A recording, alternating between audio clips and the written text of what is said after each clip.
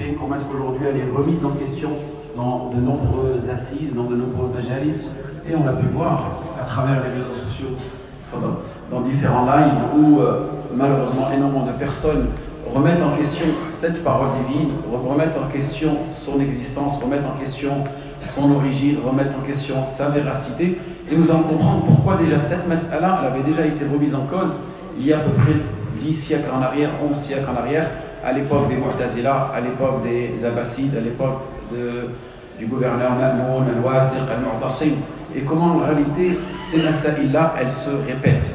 Et comment est-ce que ces masaïl-là, ces masaïl qui sont liés à la croyance du musulman, elles se répètent, et comment est-ce que ça se manifeste d'une façon différente. Mais en réalité, le process, le raisonnement, la façon dont cela est plus ou moins abordé est toujours plus ou moins la même. Mais cela, on va dire, ça va différer tout simplement dans la façon dont cela sera mis en exergue. Donc c'est pour cela que nous aborderons dans un premier temps l'importance des attributs divins d'Allah subhanahu wa ta'ala, et qu'il est important pour le musulman de comprendre la classification de ces attributs divins. Car certaines personnes peuvent se demander pourquoi les connaître, pourquoi en faire une catégorisation, pourquoi les différencier. Par exemple, Allah subhanahu wa ta'ala a différents types d'attributs. Il a certains attributs qui sont liés à son essence, c'est-à-dire des sifat dhatiya. Et Allah subhanahu wa ta'ala a aussi des attributs qui sont liés à ses actes, sifatul fi'liya. Et Allah subhanahu wa ta'ala, à travers certaines sifat qui sont ikhbariya, c'est-à-dire informatives, dans lesquelles Allah subhanahu wa ta'ala nous informe qui il est, et sans ces attributs-là, en réalité, impossible que tu puisses comprendre l'existence d'Allah subhanahu wa ta'ala. Et vous avez certaines sifat qui sont aqliya, c'est-à-dire des attributs qui sont de façon, on va dire, raisonnée. C'est-à-dire une personne, sans qu'elle ait lu le Coran, sans qu'elle ait lu la sunna du messager sallallahu alayhi wa sallam, avec un minimum de raisonnement, elle sait qu'Allah subhanahu wa ta'ala, il existe. Et c'est ce qu'on peut retrouver chez les non-musulmans, et ça peut être le début d'un cheminement qui petit à petit les pousse à découvrir ensuite ces sifat khabariya, et ensuite à embrasser l'islam et à embrasser notre noble religion. Donc on peut dire plus ou moins que les sifat al-aqliya sont plus ou moins enfouis dans la saine nature du musulman. Donc on va voir l'importance de cette classification. Pourquoi les savants, est-ce qu'ils ont classifié en réalité ces différentes catégories d'attributs? Tout simplement parce que les attributs d'Allah subhanahu wa ta'ala, à un moment, 2e, 3e siècle hijri, ils ont été remis en question. Certaines personnes ont commencé à spéculer, ont commencé à débattre sur l'être d'Allah subhanahu wa ta'ala. Et parmi les premiers débatteurs ont été les Mu'tazila. Les Mu'tazila, c'est ce qu'on appelle aujourd'hui, sont toujours existants. C'est les personnes aujourd'hui qui veulent réformer l'islam. C'est ces pseudo-personnes qui aujourd'hui ont des instituts, ont on va dire des institutions, ont des organisations, des associations qui sont financées, on a pu voir à travers les informations, les réseaux sociaux, qui sont financées par des gouvernements. Car tout simplement, ils savent où est-ce qu'elle est la faille chez les musulmans. C'est en utilisant ce type d'institutions qui pourront semer le doute dans le cœur des musulmans, et leur méthode principale est la rationalité, basée sur le rationalisme. C'est-à-dire, on ne te fait pas réfléchir à travers le Coran et la Sunna, mais on te fait réfléchir à travers ta raison à toi. Et si tu es capable, Allah va faire comme il y a un cours, s'il vous plaît. Akhi, dis-lui s'il te plaît. Il y a cours, s'il te plaît, on t'entend. Fais dars. Tfaddal li akhi. Barra, Allah yabarak fik. Donc je vous disais, on en était où? Oui, voilà, le mouvement des Mu'tazila. Il est important de comprendre ce mouvement, pourquoi est-ce qu'il a existé à l'époque de Ahmed ibn Hanbal. Donc on est en période à peu près 813 grégorienne. 813 grégorienne. Pourquoi ce mouvement? Il a existé à l'époque de l'imam Ahmed ibn Hanbal. Quelles ont été les conséquences de ce mouvement? Et on l'a appelé la mihna, c'est-à-dire l'inquisition. C'est-à-dire qu'à cette époque-là, les savants, ils étaient testés. On venait, on t'appelait, viens voir toi. Le Coran, il est créé ou il est incréé? Tu disais que le Coran, il était incréé, tu allais en prison. Agile. Tu étais testé sur ta foi. Énormément de savants, ils ont eu peur. D'autres ne se sont pas exprimés, d'autres ont fui. Et il y a eu des savants qui, eux, sont restés fermes. Donc, l'imam Ahmed ibn Hanbal et d'autres savants, c'est pas le seul, qui eux ont défié entre guillemets l'autorité. Et l'imam Ahmed ibn Hanbal, il est resté ferme lorsqu'on lui a posé la question, parce que tout le monde attendait sa réponse, parce que c'était une référence. Donc il suffisait qu'ils disent que la parole d'Allah subhanahu wa ta'ala elle est makhlouq, elle est créée, et que tout le monde le suivait, parce que khalas, il avait cette autorité-là. Et là on voit l'importance du savant qui doit être ferme dans des moments de difficulté, dans des moments de fitna, et surtout lorsqu'il est face au gouverneur. Mais ce qui nous intéresse de comprendre, c'est pourquoi à cette époque-là, les Abbassides ont pris les Mu'tazila comme modèle. Pourquoi est-ce qu'ils les ont invités à devenir une référence religieuse dans leur donjon, dans leur royaume? Qu'est-ce qui les a poussés à faire cela? Et quel est le but aussi? C'est là où il faut réfléchir. Quel est le but? Quel est l'objectif de spéculer sur la parole d'Allah subhanahu wa ta'ala, si elle est créée ou elle est incréée? Donc si je vous pose la question, vous aujourd'hui, Ahsan, déjà la création elle a des défauts. Si tu dis que la parole d'Allah subhanahu wa ta'ala elle est créée, c'est-à-dire qu'elle est soumise à quoi? Au changement. Elle est soumise à la mobilité, à la muabilité, elle est soumise à être alternée, à être modifiée. Quoi d'autre encore? Quelles sont les conséquences du fait de dire que la parole d'Allah subhanahu wa ta'ala elle est créée? Si on dit qu'Allah subhanahu wa ta'ala sa parole elle est créée, c'est-à-dire que ça pourrait aussi dire qu'elle a un créateur. Ou bien Allah subhanahu wa ta'ala serait aussi une créature. Parce que si on dit que la parole d'Allah subhanahu wa ta'ala elle est divine, et ça nous pousserait à dire quoi aussi? Que la parole aujourd'hui qu'on a du Coran, c'est un humain qui l'a créé. C'est un humain qui l'a écrit. Et c'est ce qui a fait aujourd'hui pourquoi le christianisme n'est plus une religion comme elle était à l'époque, n'est plus une religion de véracité, de véridicité. Pourquoi? Parce que tout simplement, elle a été modifiée par les humains. Dans l'Ancien Testament, le Nouveau Testament. Et les personnes, elles savent qu'en réalité, la parole d'Allah subhanahu wa ta'ala, qui était l'Injil à cette époque-là, elle a été modifiée. Et c'est ce qui lui donne aujourd'hui cette manque de rigueur, cette manque de fondement, cette manque de véracité, et que les personnes trouvent, qu'est-ce qu'ils trouvent? Des incohérences. Donc on voit cet aspect-là. Et malheureusement aujourd'hui, vous avez des apostats, vous avez des islamophobes qui attaquent ce principe-là et qui remettent en permanence la question d'Allah, la parole d'Allah subhanahu wa ta'ala, si elle est divine ou pas. Et qu'est-ce qu'ils font? Tout simplement, ils lisent dans le Coran et ils vont trouver des versets.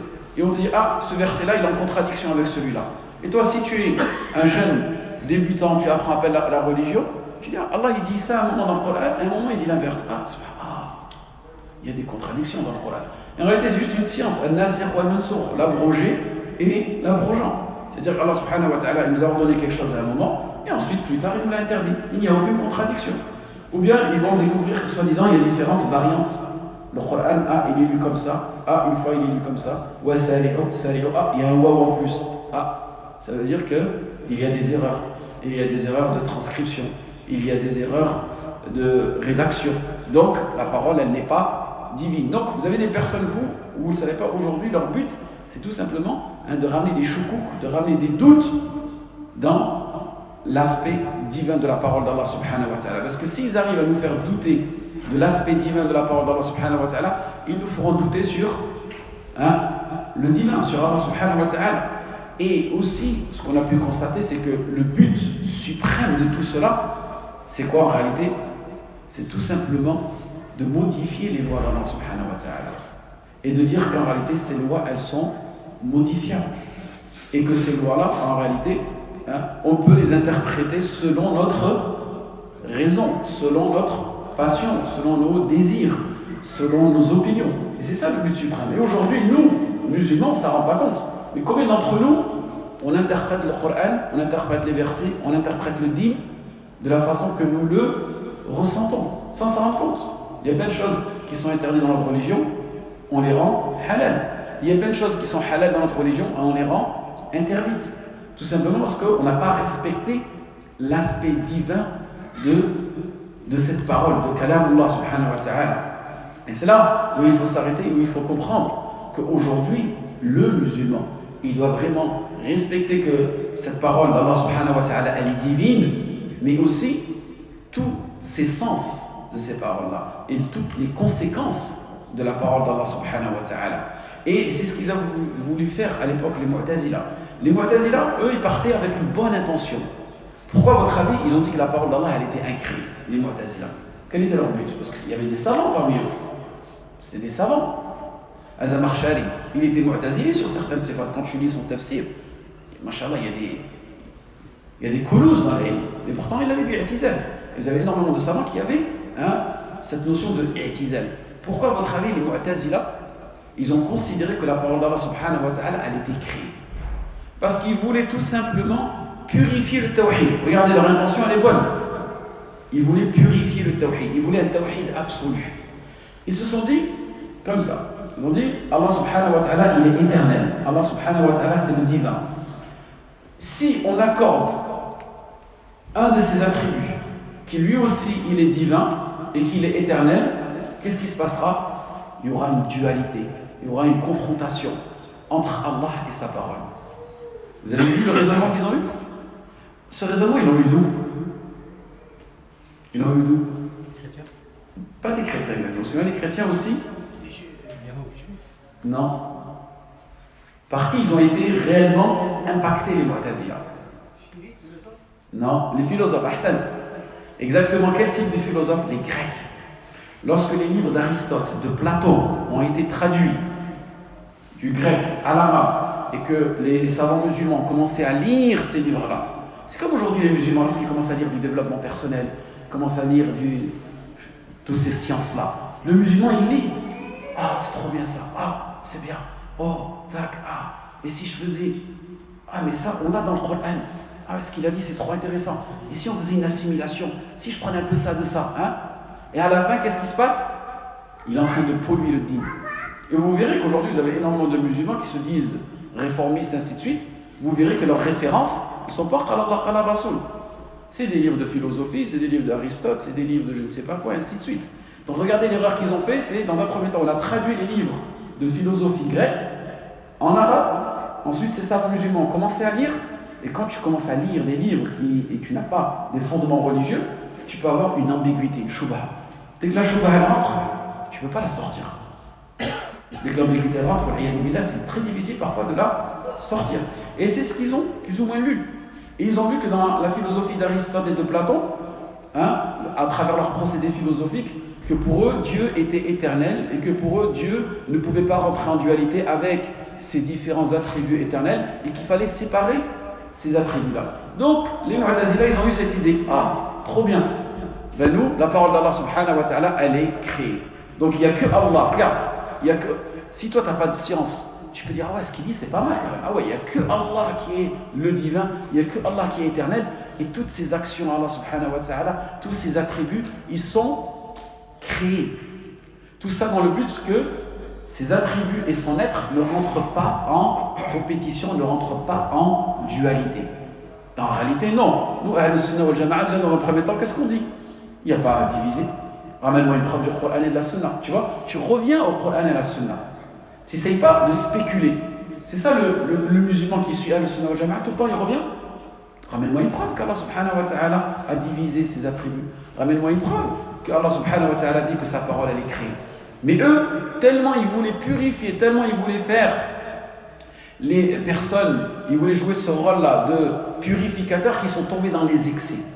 Et malheureusement, vous avez aujourd'hui des personnes dans l'islam, ils veulent tellement faire bien dans l'islam, ils veulent tellement que ce soit parfait, qu'ils nous interdisent des choses qui sont halal, ou bien qu'ils nous amènent des innovations dans le dîn. Parce qu'ils veulent tellement exceller. Mais ils excellent comment? Avec leur aql. C'est pour ça qu'ils disent que Ahl al-Bid'a, les gens d'innovation, c'est simple. Je leur dis, hal fa'alahu ar-Rasoul, hal fa'alahu as-Sahaba. Et la plupart d'entre eux, ils n'ont pas de réponse, ils se taisent. Ils n'arrivent pas à trouver une réponse à ça. Pourquoi? Parce qu'eux, ils ont tellement l'habitude de réfléchir avec leur raison à eux. Et toi, tu les ramènes au Coran et à la Sunna, ils se bloquent, il n'a pas de preuve. Et ça, tu peux l'utiliser avec n'importe qui. Tu as le droit. Une personne vient te dit fais ça, tu dis est-ce que tu as une preuve du Coran et de la Sunna? Tu verras que la plupart d'entre eux, déjà, ils ne connaissent pas le Coran et la Sunna, et encore moins les preuves. Vous voyez? Donc, c'était important de comprendre cela à cette époque-là, de revenir tout le temps au Coran et à la Sunna. Donc eux, les Mu'tazila, ils voulaient plus ou moins purifier le tawhid. Mais en fait, quand ils ont détruit le tawhid, parce que les Mu'tazila, ils ont plus ou moins renié les attributs d'Allah subhanahu wa ta'ala. Tous les attributs d'Allah subhanahu wa ta'ala, ils les ont mis de côté. Ils ont fait ce qu'on appelle ta'til. C'est-à-dire, ils ont nié l'existence des attributs d'Allah subhanahu wa ta'ala. Et Al-Jahmiyoun, eux, encore pire, ils ont nié les attributs et les noms d'Allah subhanahu wa ta'ala. Donc pour eux, Allah subhanahu wa ta'ala, c'est juste un concept. Donc, quand tu nies les attributs, les noms d'Allah subhanahu wa ta'ala, à la fin, Allah, ça devient quoi? Juste un concept. Et tout ce qui t'a interdit, tout ce qui t'a ordonné, qu'est-ce que tu en fais? Tu peux l'interpréter à ta sauce. Parce que tu prends Allah subhanahu wa ta'ala, ses actes, ses attributs, tu les nies. Donc, ensuite, tu te les attribues. Vous voyez ce que je veux dire? Et c'est ce qu'ils ont fait. Et parfois, vous avez certains musulmans, sans s'en rendre compte, c'est ce qu'ils font. Ils dénient d'Allah subhanahu wa ta'ala de ses noms et de ses attributs, et ils s'attribuent eux-mêmes ces actions-là. Combien de personnes aujourd'hui qui peut se prétendre être un législateur? C'est lui qui est halal et qui est haram tout seul. Il devient le shari' sans s'en rendre compte. Il te dit non, moi je pense que c'est si, je pense que non, moi je pense que c'est halal, ainsi de suite. Par exemple, il reçoit des intérêts, ah ben non, moi j'ai des intérêts bancaires, non, moi j'ai jamais demandé, on me les a donnés dans mon compte, c'est mon droit, en plus moi je paye des frais tous les années, ainsi de suite, donc c'est mon dû. Tu le ramènes au Coran et à la Sunna, non, mais tu vois, pourquoi? Parce que lui-même, il est en train de devenir un shari', un législateur sans s'en rendre compte. Parce que cet attribut-là, qu'Allah subhanahu wa ta'ala, inni al-hukmu illa lillah, qu'Allah subhanahu wa ta'ala, c'est lui qui légifère, c'est lui qui juge, cet attribut-là, il l'a mis de côté. Il l'a renié indirectement. Donc on voit ici l'importance de connaître les noms et les attributs d'Allah subhanahu wa ta'ala. Et eux, la Dawla al-Abbasiyya à cette époque-là, Al-Ma'moun, il y avait Al-Wathiq, Al-Mu'tasim, ces trois gouverneurs, ils en ont profité. Ah, voilà, enfin des savants qui ne reviennent pas au Coran et à la Sunna. Des savants qui reviennent à quoi? À la rationalité, au aql. Et là aujourd'hui, qu'est-ce que nous remarquons dans les pays musulmans? C'est qui qu'on met comme savant dans la cour? C'est quel type de savants aujourd'hui qui font partie des plus rapprochés des gouverneurs? C'est quel type de savants? Pas spécifiquement, mais les savants qui sont loin du Coran et de la Sunna. Des savants qui utilisent tout simplement leur rationalité. Regardez même par exemple aujourd'hui, on veut créer l'islam de France. Quel type de savants on va choisir? La plupart d'entre eux, ces savants-là, c'est ça qui est intéressant. Ces savants-là, si tu regardes leur fondement, tu trouveras qu'il est mu'tazili. Il ne te dira pas qu'il est mu'tazili, mais tu verras dans ses fondements, lorsque tu liras ses livres, lorsque tu vas le questionner, tu trouveras qu'il aura ce concept de mu'tazila. Et eux, en réalité, ils te disent qu'ils sont mu'tazila entre guillemets, mais ils se font passer pour des réformistes. Vous entendez souvent ça, des réformistes, réformer l'islam. L'islam moderne, l'islam, on entend souvent ce terme-là. L'islam de France, l'islam de ceci, l'islam de cela. En réalité, c'est eux qui ont besoin de se réformer, c'est pas l'islam. C'est à toi de te réformer. Mais à l'époque, durant cette dawla-là, c'était une aubaine d'avoir ces savants-là. Dans un premier temps, pour se débarrasser de tous les savants traditionnalistes, tous les savants qui suivent le Coran et la Sunna, qui se basent vraiment sur le récit, qui sont attachés à la source. Donc c'était une aubaine pour eux. Ensuite aussi, c'était pour monopoliser, entre guillemets, l'aspect religieux du pays, pour avoir qu'une seule conduite. Et ensuite, ce qui était magnifique, c'est que tu avais des savants qui vont utiliser à chaque fois la rationalité. Et on peut le constater que la plupart des gouvernements aujourd'hui, ce qui les arrange, c'est ce qui va avec leurs désirs, avec leurs passions, avec leurs opinions, et que nous, on sait, ce qui vient combattre ton nefs, c'est qala Allah, qala Rasoul. Ton nefs, toujours, il se fait combattre par quoi? Par Allah, qala Rasoul. Et le messager sallallahu alayhi wa sallam dit la yu'minu ahadukum hatta yakuna hawa taba'an lima ji'tu bi. C'est-à-dire la yu'minu ahadukum, on avait dit précédemment dans les cours, c'est-à-dire tu ne pourras pas accomplir la foi pleinement jusqu'à ce que tes passions soient soumises à la révélation. Donc vous voyez, c'est simple en réalité.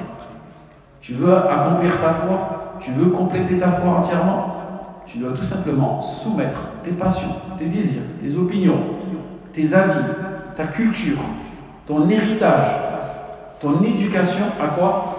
À la révélation.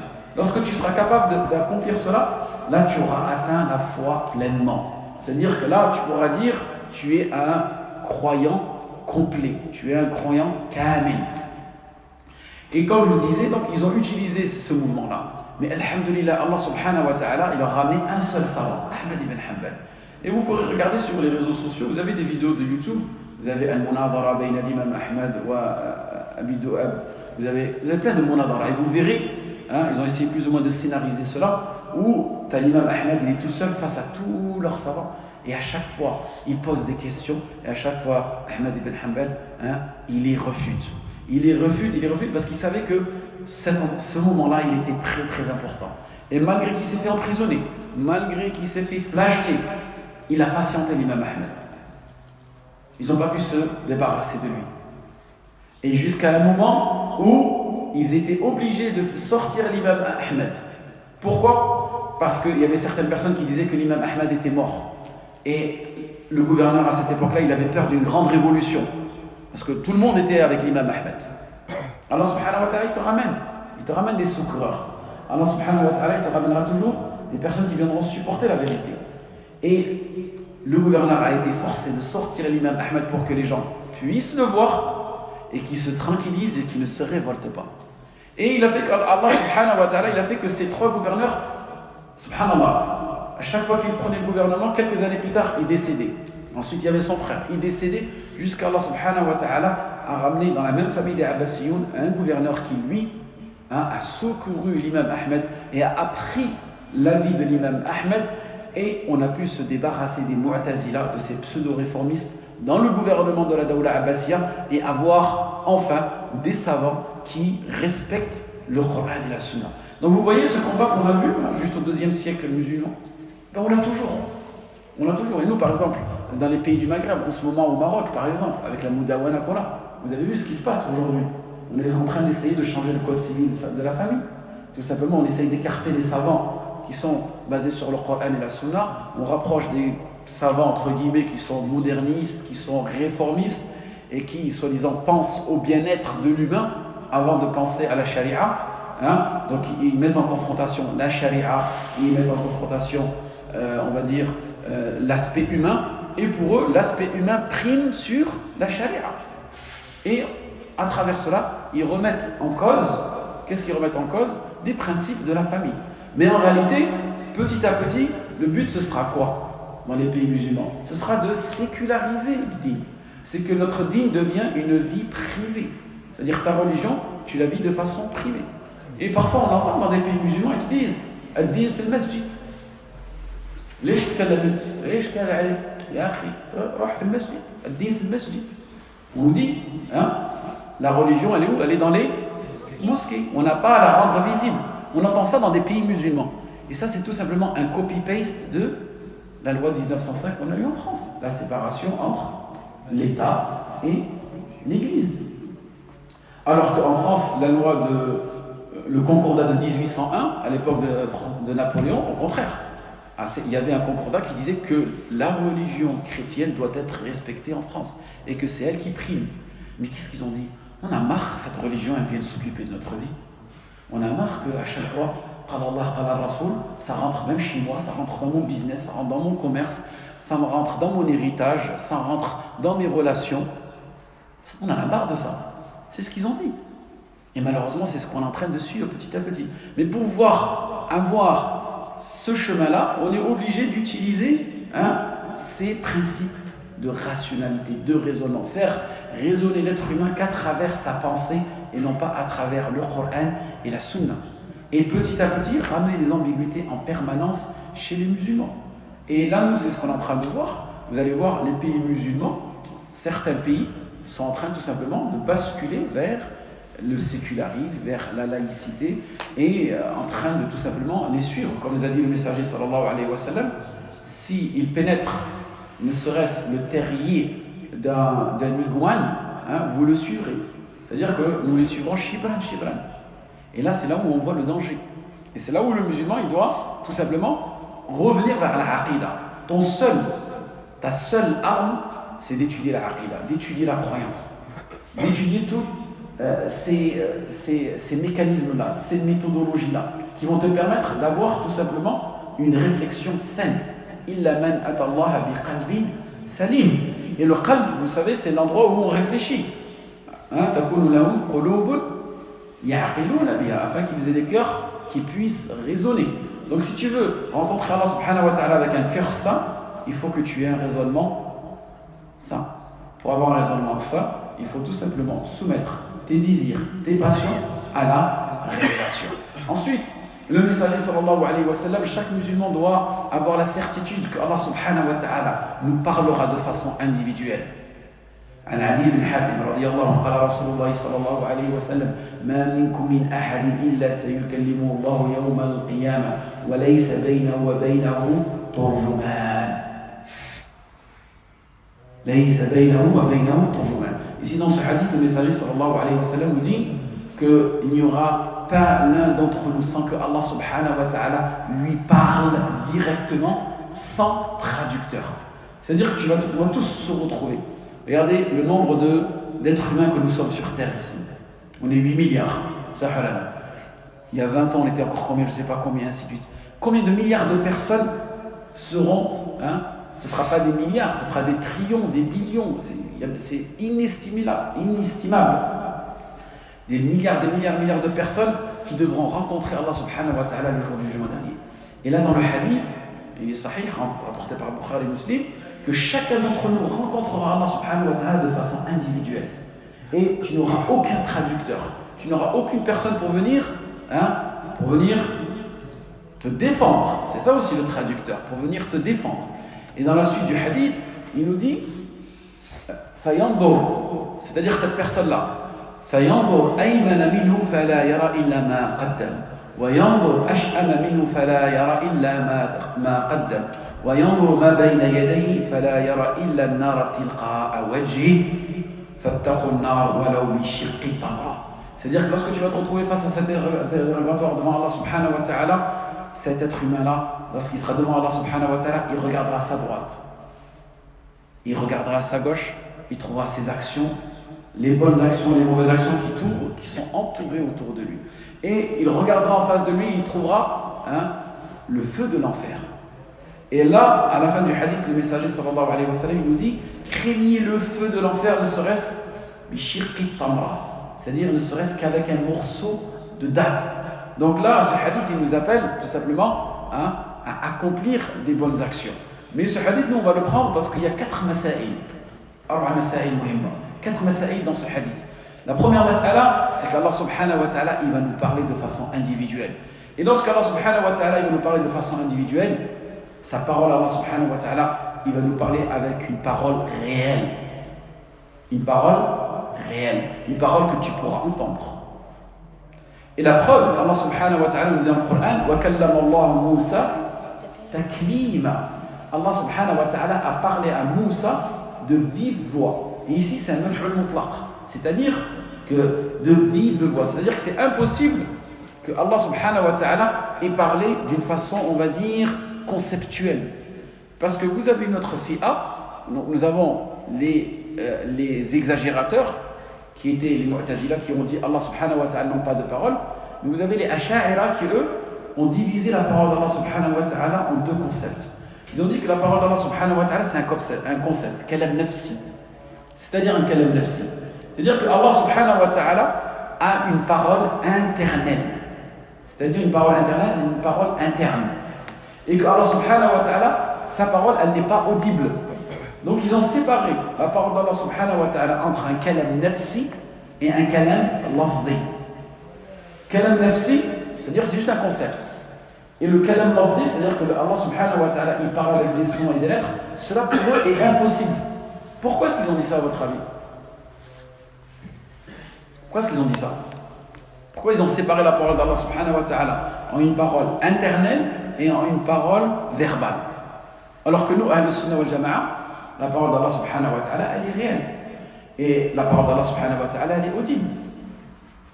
Ils ont séparé cela tout simplement pour dire que ce que nous réciterons, ce que nous disons ne soit pas créé. Eux, ils ont voulu eux aussi purifier Allah subhanahu wa ta'ala. Ils ont voulu exalter Allah subhanahu wa ta'ala, mais ils ont fait une erreur. Pourquoi? Pourquoi? Parce que le fait de dire que la parole d'Allah subhanahu wa ta'ala elle est divisée en deux principes, c'est-à-dire une parole interne et une parole verbale, ça vient d'où? Tu lui dis tout simplement Ma anzal Allah biha min sultan. Tu dis viens voir. أين هذا في القرآن وفي السنة؟ هل قال به أحد من السلف؟ هل قال رسول الله صلى الله عليه وسلم؟ Il va te dire non. Tu vas dire mais pourquoi tu fais ça? C'est dans le but de ne pas comparer Allah subhanahu wa ta'ala à sa créature. Mais en réalité, qui a dit que je comparais Allah subhanahu wa ta'ala à sa créature? C'est pas parce que Allah subhanahu wa ta'ala il parle de façon audible que Allah subhanahu wa ta'ala ressemblerait à l'une de ses créatures. C'est pas le fait de dire qu'Allah subhanahu wa ta'ala a une voix qu'Allah subhanahu wa ta'ala ressemblerait à une de ses créatures. C'est une erreur. Parce que si on est amené à déterminer une voix aujourd'hui, une voix, tu as la voix humaine, tu as la voix animale, tu as des voix aujourd'hui aussi, la voix des djinns, pour ceux qui les entendent, la voix dans ton rêve, la voix musicale, la voix aujourd'hui qui peut sortir d'un ordinateur. Si on est amené à comparer les êtres humains aujourd'hui, certaines personnes elles sont muettes, certaines personnes elles ont une façon de parler. Vous avez des gens qui parlent d'où? Du ventre, ça là. Donc vous voyez? Donc en réalité, on n'est pas en train de comparer Allah subhanahu wa ta'ala. Pourquoi? Parce que même une voix, on n'a pas un consensus. Qu'est-ce que c'est une voix? Et vous avez même des êtres humains, ils ont une façon de parler, on ne la comprend même pas. Vous avez des humains, vous avez des animaux, ils ont une voix. Subhanallah, Allah, la façon dont il leur a donné la capacité de parler, elle est ajiba. Donc en réalité, on peut réfuter ces gens-là, on leur dit non. À la base, une voix, c'est toi qui t'es imaginé que le fait qu'Allah subhanahu wa ta'ala parle à Moussa, c'était juste un concept et c'était pas une réelle voix. Tu te l'es imaginé cela. Et cela ne vient que de ton imagination. En réalité, la parole d'Allah subhanahu wa ta'ala, elle est réelle. Et si Allah subhanahu wa ta'ala, sa parole, elle est basée sur des sons, elle est basée sur des lettres, cela, en aucun cas, remet en cause le fait qu'Allah subhanahu wa ta'ala parle de vive voix. Vous voyez? Et c'est là où on comprend, que le musulman, à chaque fois, lorsqu'il aborde des principes religieux, il doit se soumettre à la révélation et ne pas chercher à interpréter, ne pas chercher à spéculer et ne pas chercher aussi à modifier les principes religieux. Donc, dans ce hadith, c'est une réfutation à ces gens-là. Allah subhanahu wa ta'ala va nous parler. Et parmi les sifat, on a dit que la sifat, le kalam, sifatun dhatiya wa sifatun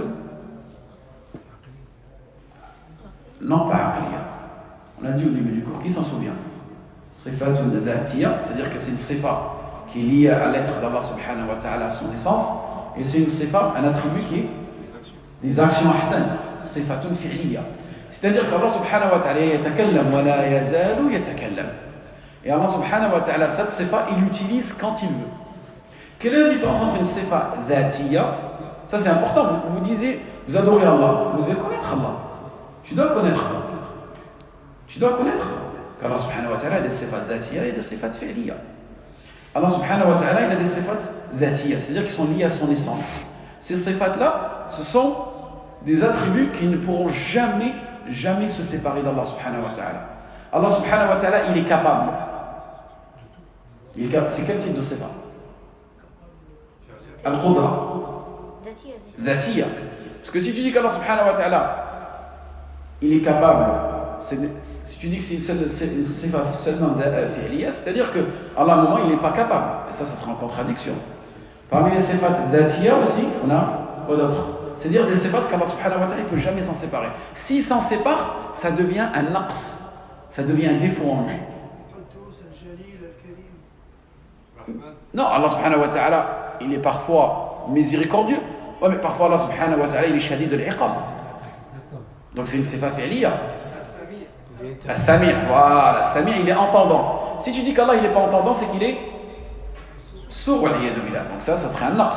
Tout ce qui est naqs, tout ce qui est silbiya, tout ce qui est négatif, on ne peut pas l'attribuer à Allah subhanahu wa ta'ala. Parce que lui c'est Dhul Jalali wal Ikram. C'est-à-dire Allah subhanahu wa ta'ala dispose parmi les noms les plus beaux, les sublimes et les plus majestueux. Donc on ne peut pas attribuer quelque chose de négatif ou quelque chose, on va dire, de péjoratif à Allah subhanahu wa ta'ala. La science, al-ilm, Allah subhanahu wa ta'ala, il est en permanence omniscient. Pourquoi vous dites omniscient? Parce que vous lisez parfois dans le Coran, et c'est lui l'omniscient. Qu'est-ce que ça signifie omniscient? C'est-à-dire que sa science, il a toujours avec lui. Jamais Allah subhanahu wa ta'ala ne se sépare de sa science. S'il se sépare de sa science, c'est qu'il est ignorants. Donc c'est une sifa dhatiya. Et là on comprend aussi une autre sifa, la ma'iyya. La ma'iyya qui est l'accompagnement. Allah subhanahu wa ta'ala, il nous accompagne où que nous soyons. Et ça, on a énormément de versets dans lesquels Allah subhanahu wa ta'ala nous parle de sa compagnie. Et Allah subhanahu wa ta'ala, il a deux types de compagnie. Il a une compagnie générale et une compagnie spécifique. La compagnie générale, elle est avec qui? Avec toutes ces créatures. Tout type de créatures, Allah il est avec eux. Allah il est avec les kuffars. Allah il est avec les polythéistes. Allah il est avec les animaux. Comment il est avec eux? Très bien, non, mais là on parle de la ba'iyya, ma'ahum. Allah subhanahu wa ta'ala il nous dit wa huwa ma'akum aynama kuntum wallahu bima ta'maluna basir wa huwa ma'ahum aynama kanu wallahu bikulli shay'in alim. Donc ici, si je vous dis comment, souvenez-vous, on l'avait dit, quand on pose des questions concernant, on ne doit pas dire comment. Mais là, ici, Allah subhanahu wa ta'ala, il nous explique dans le Coran, al-kayfiyya. Ici, al-na'iyya, Allah il nous a donné une modalité. Comment est-ce qu'Allah subhanahu wa ta'ala il est avec nous? Il est avec son basar, avec son observation. C'est-à-dire qu'Allah il est avec toutes ces créatures. Comment il est avec eux? Il les observe en permanence. Et Allah subhanahu wa ta'ala connaît exactement chacun l'intention de l'autre, chacun l'acte de l'autre. Allah subhanahu wa ta'ala connaît tout. Allah subhanahu wa ta'ala observe tout. La ya'zubu anhu shay. C'est-à-dire il n'y a rien qui n'échappe à Allah subhanahu wa ta'ala. Donc déjà ça doit tout simplement faire réfléchir même les non-musulmans. Tu parles avec un non-musulman, tu lui dis Allah il est avec toi, Dieu est avec toi. Et comment? Je ne comprends pas. Avec sa connaissance. Il sait tout ce que tu fais. Et ça, il y avait un frère, il m'a dit il utilisait ça dans son uslub de da'wah, plein de personnes se sont converties. Après il va dans le Coran, il a dit oh Dieu est avec moi, mais moi je suis athée, je ne crois même pas en lui. Tu vois, il lit avec sa connaissance, il sait tout ce que je fais. Il se sent observé, al-muraqaba, il se sent surveillé. Et l'être humain, même s'il est kafir, il sent qu'il y a quelque chose, tu vois. Même s'il ne croit pas en Dieu, ici il y a quelque chose qui est au-dessus de lui, il sent qu'il y a une force, une puissance.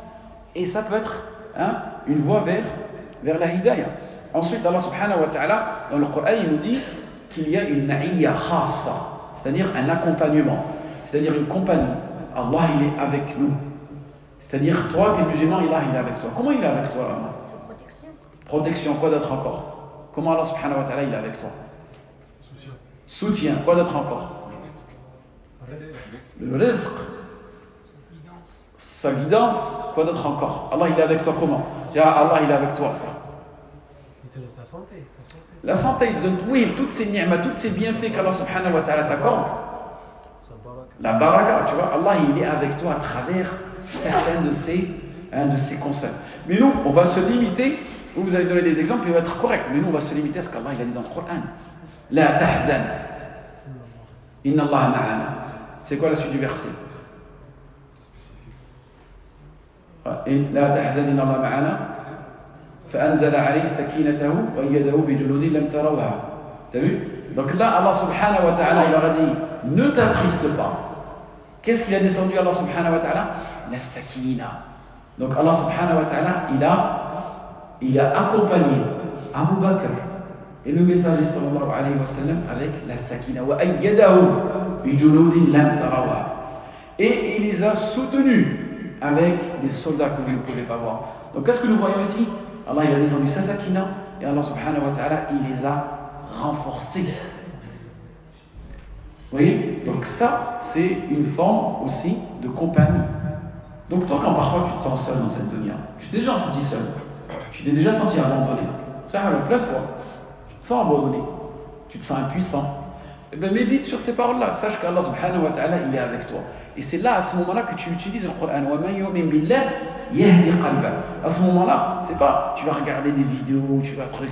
C'est là, à ce moment-là, si tu as une parole coranique, tu viens, tu la récites et elle te renforce. Tu as ces versets-là qui mentionnent la ma'iyya, vous devez tous les connaître normalement. Pourquoi? Parce que souvent on est seul dans cette dunya, souvent on est abandonné. Souvent on se retrouve dans des difficultés. On appelle au téléphone, il n'y a personne. On a besoin d'argent, on n'a personne.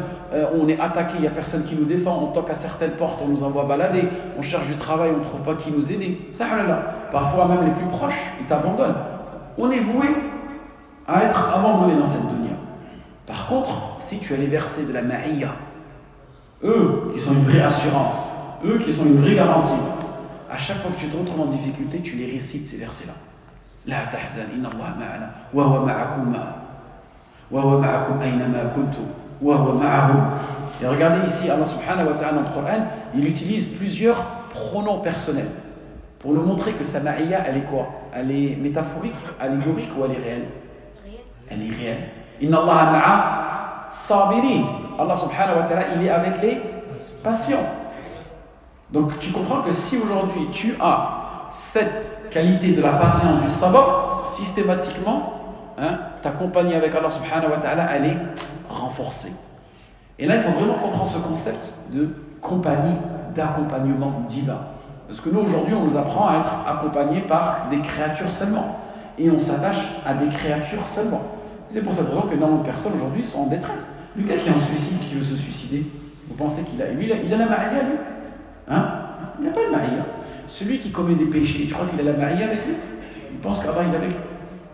Voilà, lui, ça y est, il a abandonné Allah. C'est pas... Lui, il a abandonné Allah pour accomplir des péchés. Donc cette notion de ma'iyya, amma wa khassa, elle est vraiment importante. La ma'iyya amma, le musulman et le non-musulman. Et la ma'iyya khassa, elle est spécifique aux musulmans. Donc pour revenir au hadith qu'on mentionnait tout à l'heure, donc on voit ici qu'Allah subhanahu wa ta'ala il convoquera chacun l'un d'entre nous un par un, interrogatoire, et Allah va te parler directement. C'est un truc de ouf quand tu réfléchis à ça. Tu vas parler à Allah directement. Et toutes tes actions seront autour de toi. C'est pour ça dans le hadith, il dit Fayandur Ayman. Il regarde à droite, Fayandur Ash'ama. Il regarde à gauche. Et il se sent entouré de toutes tes actions. C'est-à-dire que toi, tu es là aujourd'hui en 2025, tu penses que certaines choses que tu as fait en 84, en 88, en 94, en 2018, 2019, ça y est, tu penses qu'elles ne sont pas présentées à toi. Et c'est là où on voit la puissance d'Allah subhanahu wa ta'ala. En réalité, quand tu médites là-dessus, c'est très très très puissant. Pourquoi? Parce qu'Allah subhanahu wa ta'ala, il est capable, chacune de tes actions, chacune de tes paroles, de les matérialiser, de leur donner vie. Tu te rends compte? Chaque action, chaque parole, Allah subhanahu wa ta'ala va lui donner une vie pour témoigner contre toi ou pour témoigner pour toi. Et là, dans le hadith, tu seras entouré. Tu seras entouré de ces actions. Tu seras entouré de toutes tes actions. Et ensuite, à la fin du hadith, le messager sallallahu alayhi wa sallam, il nous dit, et il regardera en face de lui, il trouvera l'enfer. Et là, pour se prémunir de l'enfer, il y a différents moyens. Mais ici, dans le hadith, le messager sallallahu alayhi wa sallam, il a insisté sur le fait de ne serait-ce de donner, ne serait-ce de faire une sadaqa qu'avec un morceau de date. Et là, c'est là où on doit comprendre que nous, on doit avoir un programme dans le mois, dans la semaine, je ne sais pas, dans la journée, mais ce serait 1 euro, 50 centimes, 10 centimes, 5 euros, 10 euros. Tu dois toujours avoir une sorte d'une sadaqa planifiée où tu vas chaque vendredi, par exemple, tu donnes ne serait-ce que 1 euro et tu verras. Parce que tu as donné 1 euro chaque vendredi, à un moment tu vas donner 5, à un moment tu vas donner 10, à un moment tu vas donner 100. Pourquoi tu vas donner 10, 100, à un moment 1000, à un moment 10 000? Parce que tu auras obtenu la baraka quand tu as commencé à donner 1 euro par vendredi. Et je connais plein de frères, machallah, Allah subhanahu wa ta'ala, il leur a ouvert Abwab al-Rizq, juste parce que il craignait Allah subhanahu wa ta'ala. C'est-à-dire, craindre Allah. Qu'est-ce que signifie craindre Allah? Craindre Allah subhanahu wa ta'ala, c'est mettre une distance entre toi et l'enfer. C'est-à-dire, plus tu éloignes cette distance entre toi et l'enfer, plus tu crains Allah subhanahu wa ta'ala. Plus cette distance entre toi et l'enfer, elle se rapproche, moins tu crains Allah subhanahu wa ta'ala. Vous savez, on parle tout le temps de distance sociale, distance de sécurité. C'est pareil, le croyant, il doit avoir une distance entre lui et l'enfer. En revanche, le paradis, on doit prendre une distance entre nous et le paradis? On doit se rapprocher du paradis. Malheureusement, aujourd'hui, il y a des gens, ils prennent leur distance du paradis.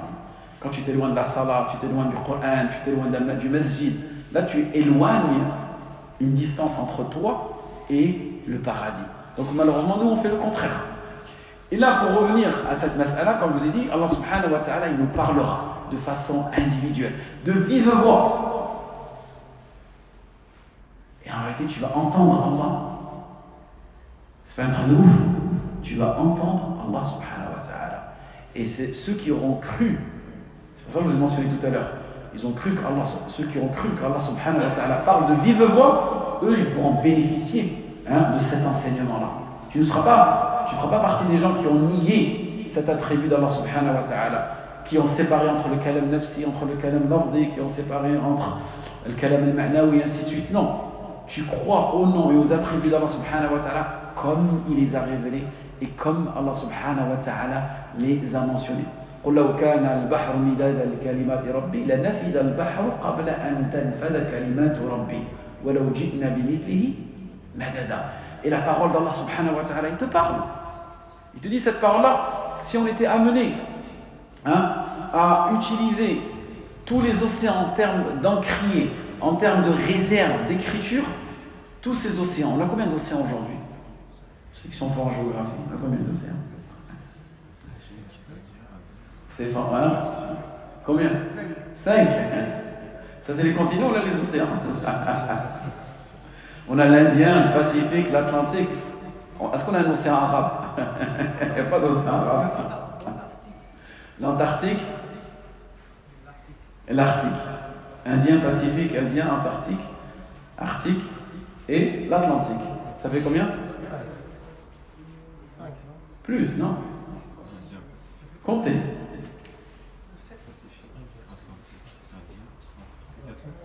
Ça fait 5. Il n'y en a pas un nouveau. Donc ça nous fait 5 océans. 5 océans. Est-ce que vous savez la profondeur d'un océan jusqu'à ce qu'ils sont arrivés aujourd'hui? Combien de mètres? 11 000. 11 000 mètres. Allah subhanahu wa ta'ala dit tous ces océans-là. Inch'Allah, on a un géologue ce soir. 11 000 mètres. Tous ces océans-là. Il y a des océans que nul œil n'a vu. On n'a pas encore découvert. Dans d'autres planètes, d'autres galaxies. Parce que toi, tu penses qu'aux océans que l'être humain a découvert. Il y a d'autres océans qu'on n'a pas encore découvert. Tout cela, il s'épuiserait avant que la parole d'Allah subhanahu wa ta'ala s'épuise. Regarde la puissance de la parole d'Allah subhanahu wa ta'ala. Et nous, on doit méditer là-dessus parce que notre seul lien aujourd'hui avec Allah, c'est quoi? C'est sa parole. Et nous, aujourd'hui, la chose dans laquelle on s'est plus éloigné, c'est sa parole. Vous voyez comment on est contradictoire? Comment on est dichotomique? Ce qu'il y a de plus sacré pour nous, c'est la parole d'Allah subhanahu wa ta'ala. La chose qu'on s'est le plus éloigné d'Allah subhanahu wa ta'ala, c'est sa parole.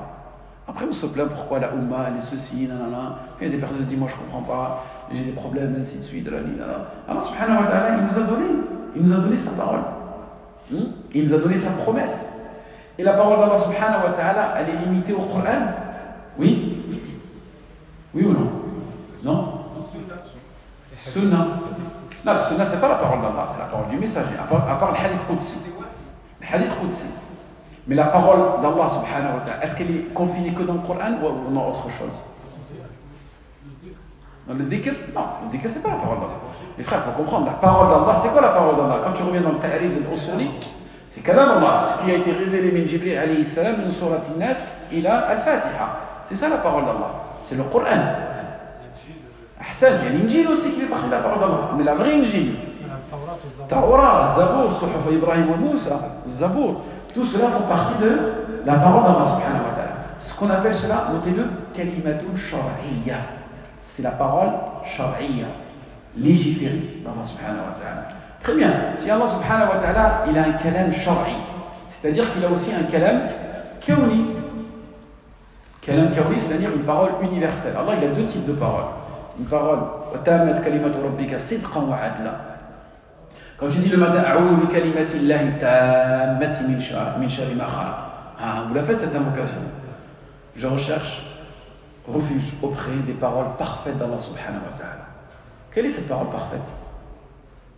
Vous faites l'invocation le matin. C'est l'importance de comprendre ce qu'on dit. Le Coran, ahsant. Et là, c'est là où on comprend que le Coran, il est créé ou il est incréé? Incréé. Parce que si tu recherches la protection d'Allah à travers quelque chose qui est makhlouq, c'est quoi? C'est du shirk. Tu vois l'importance de comprendre? Si tu recherches la protection à travers quelque chose qui est créé, c'est du shirk. Mais vu que tu recherches la protection d'Allah subhanahu wa ta'ala à travers quelque chose qui est incréé, qui fait partie de ces sifat et fi'liya datiya, c'est yajouz. C'est pour ça qu'on peut jurer par le Coran. Hal yajouz al-hifz bil Coran? Tu dis non? Tu dis oui? Qui dit oui, il ramène dalil, qui dit non, il ramène dalil. Alaykoum dalil. الحلف إلا بالله إن شاء الله خلاص حتمت المجلس لقد أخطأت. Lui il dit le half ne peut être que par Allah subhanahu wa ta'ala. Donc on ne peut pas jurer par le Coran. Yallah. Réfléchissez un peu.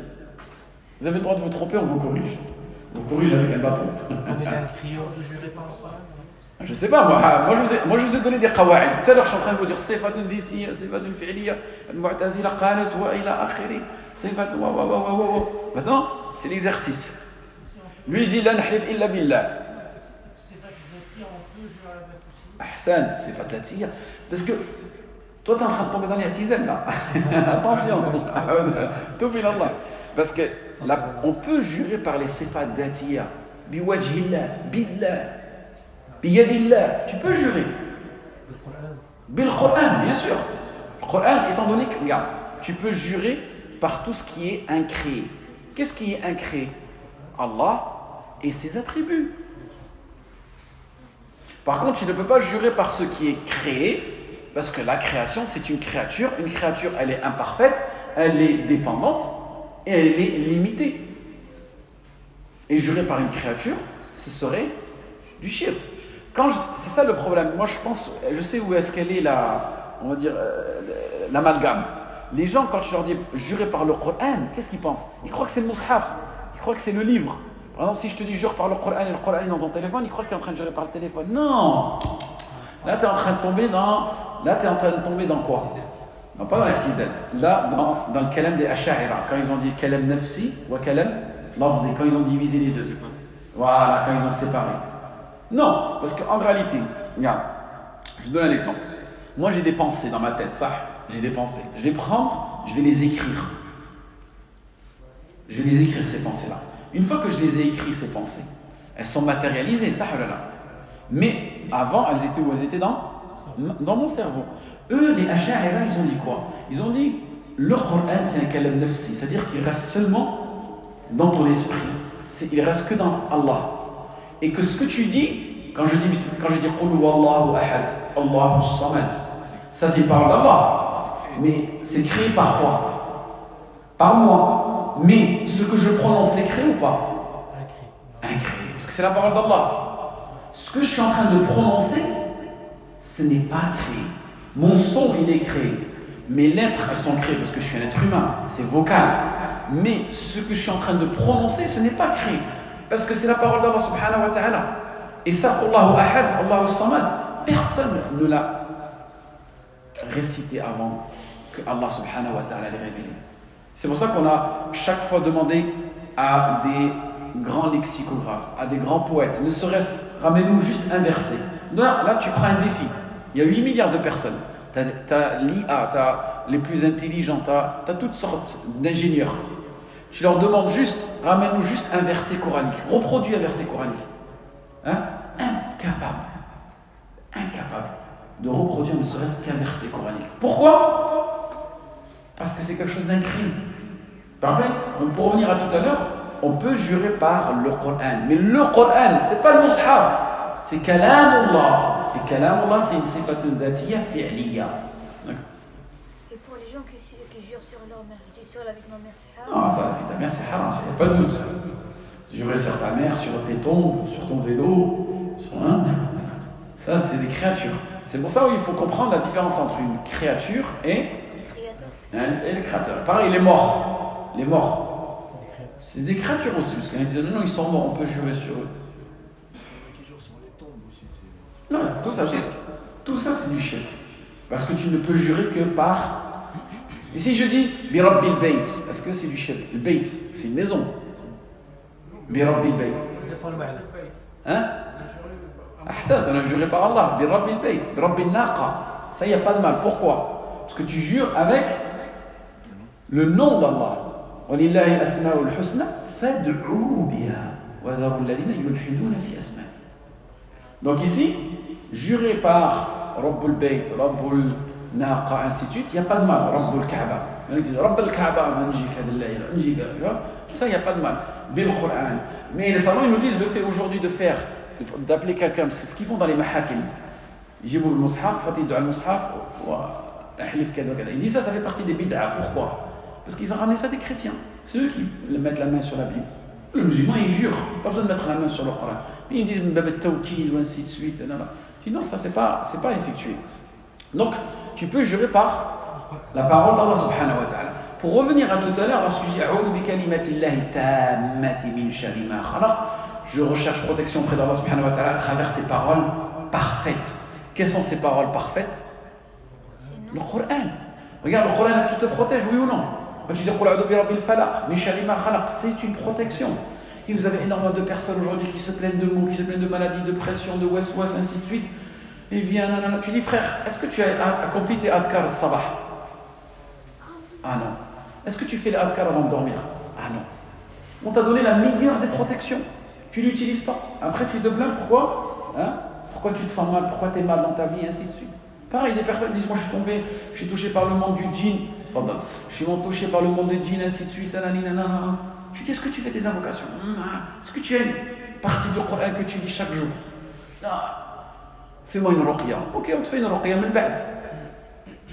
C'est comme si tu vas chez un médecin, il te donne un doliprane, et tu continues à dormir jusqu'à je ne sais pas quelle heure, et le mot de tête, il va revenir.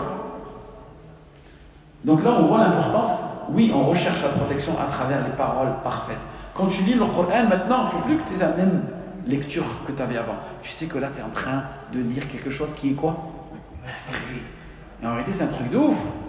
Tout autour de toi est créé, sauf la parole d'Allah. Normalement, croyez-moi, si on était vraiment sincère, on vendrait tout ce qu'on a dans cette dunya juste pour rester avec le Coran.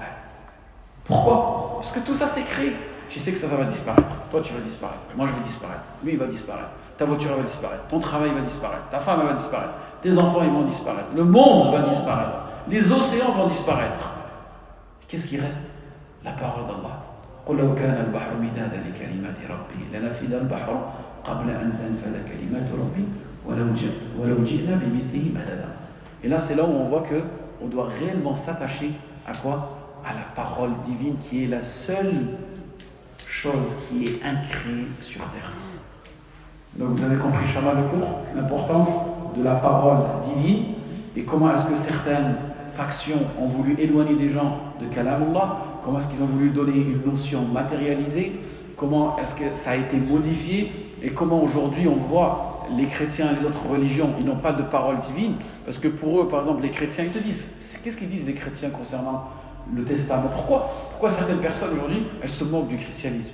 Tu dis, c'est juste des paroles humaines que eux-mêmes ils ont écrites. Tu dis, c'est juste des asatir. Tu dis, c'est juste des paroles. Ils ont dit, ils se sont inspirés. C'est une parole humaine inspirée de Dieu. Une inspiration. Une inspiration divine. Nous, il n'y a pas d'inspiration divine. Nous, c'est une révélation. Qu'est-ce que c'est une révélation? Tanzil, nazala, anzala. C'est-à-dire que c'était en haut, c'est descendu et c'est arrivé. Nous, il n'y a pas inspiré, je pense, philosophique. Non. Nous, c'est Allah subhanahu wa ta'ala, fil lawh al-mahfouz, dans son lawh al-mahfouz, la table bien gardée, il n'y a pas que le Coran. Il y a quoi dans le lawh al-mahfouz? Zabour, Tawrat, et aussi il y a plein d'autres paroles que tu ne connais pas. Allah, yatakallam wa la yazal yatakallam. Allah, il parle avec ses anges, là. Allah, il parle avec d'autres créatures. Toi, tu ne sais pas ce qu'il fait, Allah. Et dans son lawh al-mahfouz, il a tout écrit. Tout est écrit. Et dans le lawh al-mahfouz, Allah subhanahu wa ta'ala, il a extrait le Coran. Et il a révélé sur terre. Il a révélé déjà dans le Bayt al-Ma'mour. Et ensuite, de la maison sacrée, en une seule nuit, il a révélé au dernier cieux. Et du dernier cieux, ensuite, durant 23 ans, Munash Jaman, il a révélé sur le messager sallallahu alayhi wa sallam. Donc c'est ça qui doit t'intéresser aujourd'hui. Je vous dis, c'est vraiment une question. Tu te dis, créature et incréé. Je me focalise sur quoi? Sur les créatures ou sur l'incréé? Je me réveille le matin, je lis les news, je regarde WhatsApp, je regarde la créature, je commente la créature, je fais de la notification de créature, Facebook, les news, le Instagram, je passe ma vie avec des créatures, ou bien je pose ça, je prends mon mushaf, je fais ma petite baraka entre Fajr et Shuruq, je fais mon wird, je passe mon temps avec le Coran, je passe mon temps avec l'éternel. C'est nous ce qu'on a dit. La parole d'Allah, elle est éternelle. Qadim al-Naw', hadith. hadithatul ahad. C'est-à-dire la parole d'Allah subhanahu wa ta'ala qadim al-nu', c'est-à-dire elle est éternelle dans son genre, et la parole d'Allah elle est individuellement renouvelée. Hadithatul ahad. C'est-à-dire que Allah subhanahu wa ta'ala, il a parlé à Moussa, ensuite il a parlé à Muhammad sallallahu alayhi wa sallam, dans une autre version il a parlé à Adam, et Allah subhanahu wa ta'ala te parlera. C'est pour ça qu'on dit que ce sont des éléments individuels qui vont se renouveler. Oui. Et Allah subhanahu wa ta'ala il utilise sa parole quand il veut. Et toi juste le fait que tu saches ce hadith ne doit pas te laisser dormir. Ce hadith il ne doit pas te laisser dormir. Pourquoi? Parce qu'on passera tous devant un interrogatoire devant Allah subhanahu wa ta'ala. Aujourd'hui tu reçois juste une lettre, tu es convoqué chez les flics, ou tu dois passer un jugement, tu as mal au ventre pendant une semaine, tu appelles les flics, s'il vous plaît dites-moi qu'est-ce que... Ah, on ne peut rien vous dire. Vous êtes convoqué le 25 janvier à 10h. Pourquoi pendant une semaine tu as mal au ventre? Tu te poses toutes les questions. Ah, qu'est-ce que j'ai fait? Tu regardes ton téléphone. Ah, qu'est-ce que j'ai fait? Pourquoi ils vont me convoquer? Ah, on ne peut rien vous dire, monsieur. Vous êtes obligé de venir la semaine prochaine à 10h du matin. Pendant une semaine, tu te poses plein de questions. Ça, là, tu ne te poses pas des questions pour l'interrogatoire divin. Pourquoi? Parce que ton cœur il est loin d'Allah. Et est-ce que tu es loin aussi de la parole d'Allah? Est-ce qu'il y a d'autres questions? On va s'arrêter ici. Voilà. Tout ça. Par rapport à vous parlez de Mu'tazili. Mu'tazila, ça vient de i'tizal, c'est-à-dire le fait de s'isoler. Justement, le fait de mettre les paroles d'Allah et sa sunna de côté pour faire le progrès, etc. Justement, il y a un clash, on va dire, dans la tête des gens, en fait, de dire revenir à la parole d'Allah et revenir à la sunna, ça fait comme si on revenait en arrière. Exactement, ça c'est une shubha. Voilà, et donc aujourd'hui, je pense que les gens ont du mal à se positionner, à savoir ce qu'ils doivent suivre, si c'est l'évolution Exactement. technologique ou bien rester sur les... Exactement. Donc, mais ça revient toujours au cœur du sujet, c'est qu'aujourd'hui, nous, en tant que musulmans, faut pas le nier, c'est qu'on vit dans une société où on nous apprend à tout simplement utiliser des procès de raisonnement. C'est-à-dire que toi, quand tu es né, on ne t'a pas inculqué à revenir vers le Coran et la Sunna chaque fois que tu as un problème. C'est pas ça notre éducation. Notre éducation, c'est revenir à notre culture, revenir à ce que les gens nous disent, revenir à la société, ce que nous avons appris, et juger par toi-même. On te le dit, depuis que tu étais jeune. Même à l'école, le professeur, il t'enseigne à philosopher, il t'enseigne à spéculer, il t'enseigne à rationaliser. On te dit ce qui est mantiqi, ce qui est logique. Tout le temps, tu dis, ah mais c'est logique. Tu ne dis pas, ah c'est divin. Ce qui est logique. Donc pour toi, tu as tout simplement une barre, et on te dit tout le temps, une équation. 1 plus 1 est égal. Ça, souvent ça. Mais non, nous, c'est pas 1 plus 1 est égal 2. Nous, c'est qala Allah, qala Rasul. Et en réalité, c'est dans notre discours, sans s'en rendre compte, on a un discours rationaliste. Et vu que tu es imprégné par ça, tu vis dans une société qui vit comme ça, tes parents ils sont inculqués comme ça, à l'école tu es inculqué comme ça, mais à un moment tu t'imprègnes de ce mode de raisonnement, c'est-à-dire c'est une mauvaise habitude que tu as pris. Et c'est là où il va falloir, à travers les cours comme ceci ou comme d'autres cours, apprendre petit à petit à mettre de côté ses envies, ses passions, ses opinions, son éducation, sa culture, ses avis, ses modes de pensée, tu arrives à les mettre de côté, tu arrives à plus ou moins vider ton sac de tout cela et à remplir ton sac avec Qala Allah, Qala Rasul. Je vous demande maintenant, combien de hadiths vous connaissez? Des hadiths, vous savez c'est quoi un hadith? C'est un récit prophétique. Combien est-ce que tu en connais? 1 ou 2? Combien de surahs est-ce que tu connais? 1 ou 2? Combien de versets est-ce que tu peux utiliser lorsque tu as un problème? Très peu. Donc ça montre en réalité qu'il déjà il y a un problème de proportion. C'est-à-dire que si on doit mesurer le nombre de hadiths que tu connais et le nombre de citations ou de procédés philosophiques ou de lois ou de contenus rationnels, voilà, on regarde ton contenu rationnel et ton contenu divin, religieux, on va voir que là, laisse tomber, tu es chargé à bloc. Là, tu peux écrire au moins une dizaine de books. Et là, je te dis, écris-moi quelques hadiths, quelques versets coraniques, au bout de la 3e ligne, puis t'arrêtes. Ben, c'est logique. Faqih al-shay, là, t'as pas de Coran, t'as pas de Sunna. Qu'est-ce que tu vas faire? Tu vas philosopher, tu vas spéculer. C'est comme des gens, ils n'ont pas de din, ils n'ont pas d'ilm, à mon avis, moi je pense, moi j'en déduis, franchement, moi je pense que c'est halal. Je pense que c'est halal. Avis personnel. Mais là, on en rigole, mais là, tu es en train de faire du tashri'. Tu es en train de devenir shari'. Tu es en train de devenir législateur. Attention. Mais pourquoi tu réfléchis comme ça? Parce que tu vis dans une société où on t'apprend à parler comme ça. Et si tu n'as pas eu cette tarbiya islamia quand tu étais jeune, tu es foutu. C'est pour ça que les savants, même il y a des gens qui ont de la connaissance du ilm, c'est un alim, tu lui poses des questions, il ne répond pas.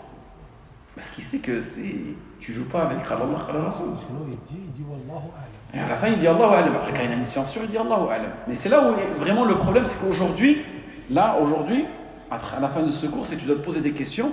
Dans ma vie, combien de temps j'ai consacré à cette science mondaine et combien de temps j'ai consacré à la science divine. Et là, il faut que je rééquilibre.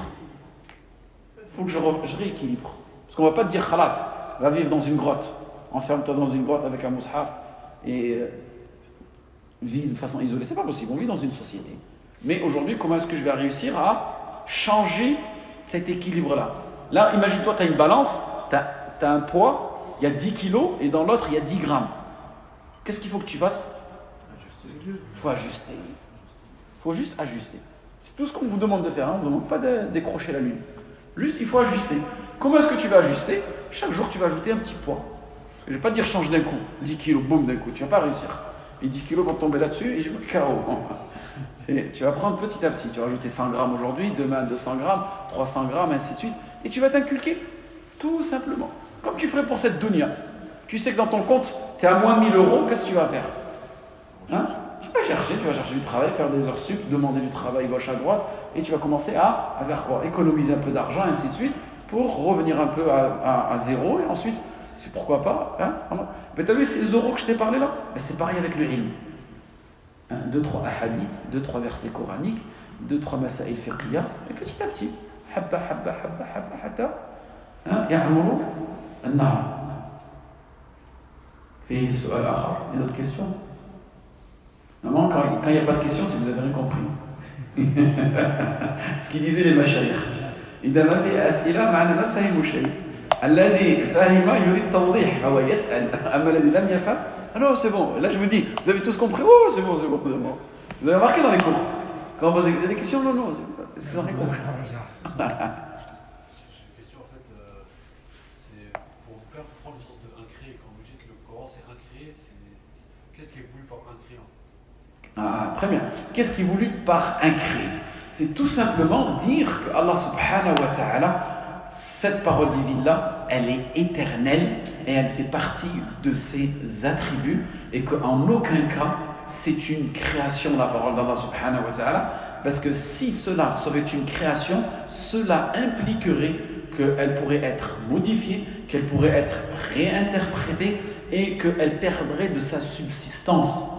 Et que c'est ce qui est appelé aujourd'hui aux apostats, aux islamophobes, à venir nous faire douter de la parole divine en nous faisant croire que le Coran, c'est tout simplement une inspiration d'un bédouin du 7e siècle qui a écrit le Coran, entre guillemets, qui n'est qu'une histoire et une fable, qui était en conformité avec les valeurs et les traditions des bédouins. Vous avez déjà entendu ça, oui ou non? Voilà. Et, astaghfirullah wa atubu ilayh, on a même des musulmans, quand tu leur parles du Coran et du Sunna, هذاك الشيء ديال قديم زمان. هذاك الشيء ساكن démodé, il te dit comme ça. Même le musulman, والعياذ بالله, il est en train de participer là-dedans. Quand tu dis قال الله الرسول, هذاك الشيء قديم. C'était à l'époque ça. 2025. Ouais, non, il te dit Msakin les Arabes. Il te dit comme ça. Il dit Ouldi, voilà, j'ai entendu voir ça. Msakin à l'époque, Mskin, il est comme ça. Mskin, Rasoul, Ken Fakir. Il était pauvre, c'est pour ça qu'il rasait pas sa barbe, il n'avait pas de... Voilà, j'ai entendu. Il dit Msakin à l'époque, ils n'avaient pas de rasoir. Pour ça, Mskin, Rasoul, il n'avait pas le temps de se raser la barbe. Et Mskin, Rasoul, il n'avait pas de faire ci, il n'avait pas ça. Et le Coran, ça c'était à l'époque. Quand ils vous disent, regarde, quand quelqu'un tu lui dis Qala Allah, Qala Rasoul, il te dit c'était à l'époque, sache que lui aussi il est touché par cette chouba. Et que, indirectement, parce que lui il n'a pas la science, mais il est en train de remettre en cause l'authenticité de la parole divine. Tu vois ce que je veux dire? Et c'est là le problème. Et c'est pour ça que nous, si on étudie ce principe-là, que la parole d'Allah subhanahu wa ta'ala est incrée, c'est pour vraiment distinguer de la créature et du divin. Et c'est-à-dire qu'on ne peut pas mélanger, c'est-à-dire qu'on ne peut pas dire ceci est qadim. Si tu dis qu'il est qadim, c'est-à-dire quoi? C'est que ça, c'est-à-dire que ça va disparaître. Quand tu dis que la sunna est qadima, c'est-à-dire qu'elle est temporelle, c'est-à-dire qu'elle est spatiale. C'est-à-dire que oui, c'est beau l'islam, c'est juste un concept, mais c'était à l'époque du messager seulement. C'était pour des situations, circonstances spécifiques à l'époque. Quand il dit l'islam à l'époque, sache qu'il est touché par cette chose. Et si on parle de création, peut-être une bêtise, mais si on parle de création, toute création est vouée à disparaître. Donc si la parole d'Allah, on dit qu'elle est créée, elle est vouée à disparaître. Yes, tu vois, pareil, regarde, qu'est-ce que ça implique? Si tu dis que la parole d'Allah subhanahu wa ta'ala elle est créée, c'est-à-dire qu'elle est limitée dans le temps et dans l'espace, et qu'elle est temporelle, c'est-à-dire qu'elle est valable à un certain moment et n'est pas valable à une autre chose. Un téléphone qui est créé, ce téléphone-là, à un moment il sera plus valable, à un moment il va expirer, et à un moment le logiciel il va lâcher, et à un moment ce téléphone-là il va être démodé. Et quelque part, ils sont en train de dire que la parole d'Allah elle est démodée. Tu vois le problème? Et plein de musulmans ils sont comme ça. C'est démodé l'islam. L'islam c'est à l'ancienne. Quand tu leur ramènes un truc, ainsi de suite, après ils vont dire tu veux quoi? Tu crois bien au chameau? C'est ça? Bah, monte pas dans une voiture alors. Ça s'appelle un sophisme, c'est-à-dire c'est une analogie qui n'a pas de sens. C'est-à-dire qiyas al-fariq, ça n'a pas de sens. Oui? Et c'est comme ça que on met. Quand tu vis dans une société comme ça, tu as des parents qui sont comme ça, tu as des cousins qui sont comme ça, tu as des voisins qui sont comme ça, ben, qu'est-ce qui se passe? Tu es pollué et le Coran n'est plus sacré. تقديس كلام الله ينقص في قلبك. تعظيم لكلام الله ينقص في قلبك. C'est ce qui se passe. Nous aujourd'hui, cette sacralité envers la parole d'Allah subhanahu wa ta'ala, elle commence petit à petit à diminuer. Et vous le voyez, le Coran, qu'est-ce qui est devenu le Coran aujourd'hui? Bibliothèque, concours de compétition, concours de tajwid. Les enfants, ils mémorisent le Coran. Une fois qu'il a mémorisé le Coran, c'est bon, ad-dayt li ma'alik. Benzema, ainsi de suite, c'est bon. Même les parents, ils ont un problème dans l'éducation. L'enfant, il a mémorisé le Coran, c'est bon. Tu as mémorisé le Coran, c'est bon. Est-ce qu'il a compris? On s'en fout. Est-ce qu'il a mis en application? On s'en fout. Est-ce qu'il va appeler au Coran? On s'en fout. On veut juste qu'il apprenne le Coran. Ah, Foulan, Hafid. Il y a un gars là la semaine prochaine. Jib Walad. Même parfois on les voit. C'est superficiel. Même parfois, qu'est-ce qu'on voit dans les musabaqat al-Qur'aniyya? C'est devenu comment? Ils viennent lui mettre du maquillage, ainsi de suite, ils mettent des lumières, ainsi de suite, comme ça, présentation. On croirait qu'on est dans les. On croit qu'on est dans les trucs de Pop Stars, ou je ne sais pas, j'ai plus les noms. C'est devenu comme ça, animé avec des lumières, ainsi de suite. Et il est là, il monte avec sa voix. Il est là, comme ça, il est en train de lire, le chef est en train de lire. Il fait un orchestre de Coran. Et c'est devenu comme ça. Et les gens, aujourd'hui, ils vont sur YouTube, tu regardes un cours sur la Aqidah 100 vues, Tilawat Sheikh Fulani, 10 millions de vues. Il y avait même à un moment sur les TikTok, si tu voulais devenir riche, faire de l'argent et faire des vues, tu dis que tu es une chrétienne ou tu es une non-musulmane, tu fais une vidéo, il y en a qui faisaient exprès, elle savait que c'était un moyen de faire des vues. Ah, j'aime trop le Coran. Genre, elle est là, elle écoute Surat Maryam, elle commence à pleurer toute seule. Tout le monde, machallah, t'es trop belle, ainsi de suite. Tu veux pas te marier, rentre dans l'islam, ainsi de suite. C'est devenu une mode. Ça, on avait pu le remarquer. Tout le monde, parce que les gens aujourd'hui, ils courent après les vues. Dès qu'ils ont trouvé une technique pour faire des vues, tout le monde a commencé à la faire. Donc, c'était quoi la technique? C'est tu te fais passer pour un athée ou pour un chrétien, tu écoutes du Coran, et le Coran, il te touche. Et ainsi de suite. Et le Coran, malheureusement, on l'a tout simplement désacralisé. Ça aussi, c'est une notion très importante. Et ça, c'est voulu par qui aussi? C'est voulu par qui? Par Allah, bien sûr. Mais c'est voulu par qui? Par les gouverneurs. Aujourd'hui, qu'est-ce qu'ils veulent? Qu'est-ce qu'ils veulent réellement aujourd'hui? Les gouverneurs musulmans et non musulmans. Ils veulent que le Coran soit seulement du tajwid et de la tilawa et du hifz. En aucun cas, ils veulent que le Coran soit appliqué. Parce que moi, cela, il ne la récite pas dans les musabaqat. L'ayat al-ahkam, il ne la récite pas dans les musabaqat. Parce qu'ils savent que le Coran, il vient contre leur nafs. Mais eux, qu'est-ce qu'ils se sont dit? Il a dit, le Coran, on ne peut pas s'en débarrasser totalement. On va s'en débarrasser partiellement. Comment est-ce qu'on va s'en débarrasser partiellement? C'est-à-dire qu'on va prendre les musulmans et on va les diriger, parce que c'est une règle, quelque chose tu ne peux pas t'en débarrasser totalement, tu t'en débarrasses partiellement, ou tu manipules. On dit, le Coran, on ne peut pas l'enlever dans nos pays musulmans.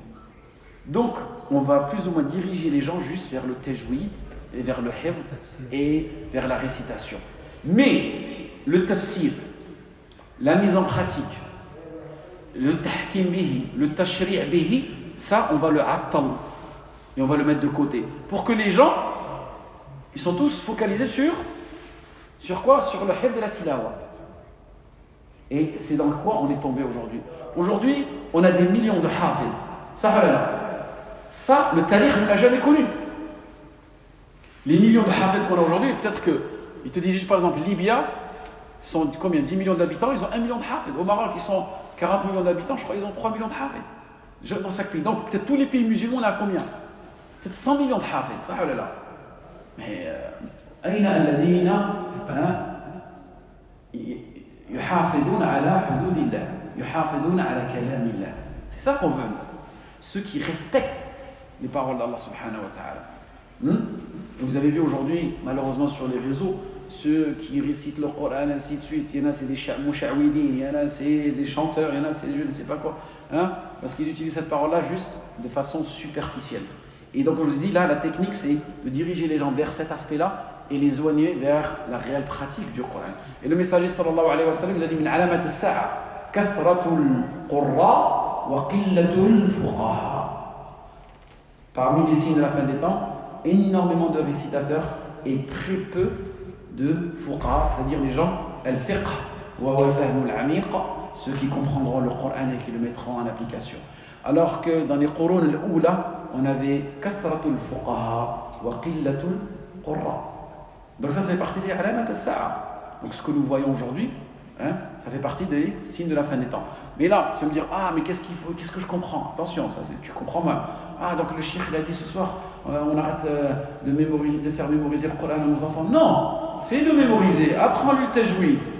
Mais après, ton fils, il ne faut pas qu'il s'arrête à ça. Il faut qu'il le mette en application. Il faut qu'il le pratique. Il faut qu'il appelle à Allah subhanahu wa ta'ala. Et ton fils, il a appris le Coran, il faut qu'il défende le Coran.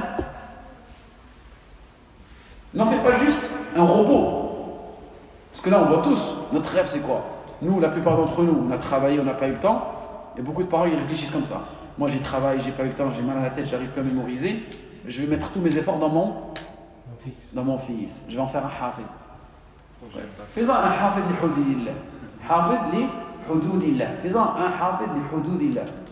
Il apprend le Coran, c'est très bien. Il faut qu'il défende la parole d'Allah subhanahu wa ta'ala. Et c'est en ayant des gens comme ça, en ayant une génération comme celle-ci, qu'Inch'Allah, on pourra voir le nasr et qu'on pourra voir la umma tataqaddam.